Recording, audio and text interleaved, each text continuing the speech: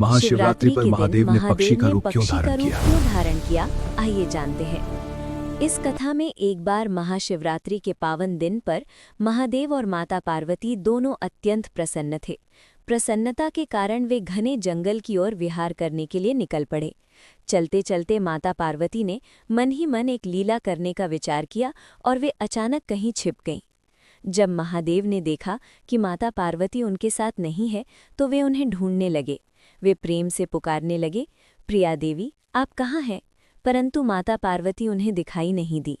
तब महादेव ने चारों ओर खड़े पेड़ पौधों से पूछा, क्या तुमने मेरी पार्वती को देखा है? वो मुझे दिखाई क्यों नहीं दे रही हैं? पेड़ पौधों ने विनम्र स्वर में कहा, प्रभु, हम माता के विरुद्ध कुछ नहीं कह सकते। इसके बाद महादेव ने जंगल के सभी जानवरों को बुलाया और उनसे पूछा, मेरी पार्वती को किसने देखा है? परंतु किसी ने भी कुछ नहीं बताया। तभी एक पक्षी उड़कर आया और महादेव के सामने बैठ गया। उसने विनम्रता से कहा, प्रभु, मैं आपकी क्या सेवा कर सकता हूँ? महादेव ने कहा, क्या मैं तुम्हारा रूप धारण कर सकता हूँ? पक्षी ने प्रसन्न होकर कहा, प्रभु, ये तो मेरा सौभाग्य होगा। तभी महादेव नीलकंठ पक्षी का रूप धारण कर आकाश में उड़ गए और अपनी मधुर आवाज में माता पार्वती को ढूंढने लगे। उसी समय माता पार्वती एक कमल के फूल के भीतर जाकर छिप गई।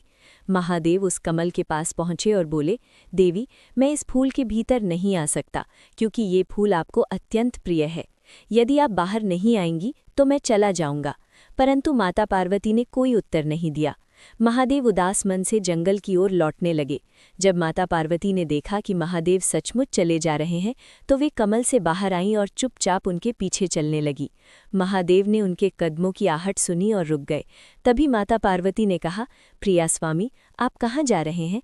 महादेव ने मुड़कर देखा तो माता पार्वती लज्जा से मुस्कुरा रही थीं।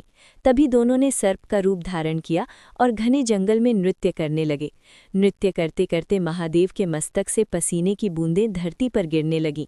माता पार्वती ने चिंतित होकर कहा, प्रिया स्वामी, आपका पसीना इस भूमि पर गिर रहा है, इससे कोई अनर्थ न हो जाए।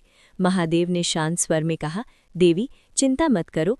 तभी पसीने की एक बूंद से एक और महादेव प्रकट हुए। उन्होंने आकर मूल महादेव के चरण स्पर्श किए, फिर दूसरी बूंद गिरी और एक और महादेव प्रकट हुए। इस प्रकार लगातार पसीने की बूंदों से अनेक महादेव प्रकट होने लगे। ये देखकर माता पार्वती घबरा गईं। उन्होंने कहा, प्रिया स्वामी, मुझे क्षमा करें, मैं आपसे हार गई हूँ। ये कहकर वे रोने लगीं। महादेव हंसने लगे और बोले, देवी, तुमने तो मुझे ढूंढ ही लिया। माता पार्वती ने कहा, मैं इतने सारे महादेवों को कहाँ रखूंगी? महादेव बोले, मैं स्वयं सबके लिए स्थान बना दूंगा। काशी विश्वनाथ, अमरनाथ और अन्य पवित्र स्थलों पर मैं अपने ही रूप में निवास करूंगा। वे स्थान सदा पवित्र रहेंगे क्योंकि वहां मेरे ही अंश प्रकट हुए हैं। ये कहकर माता पार्वती ने महादेव का हाथ थाम लिया। दोनों पुनः नीलकंठ पक्षी के ऊपर सवार होकर आकाश की ओर उड़ जाते हैं और माता पार्वती बोलती हैं, जो भी इस कथा को देख रहे हैं उसने मेरे महादेव के लिए लाइक और सब्सक्राइब नहीं किए हैं।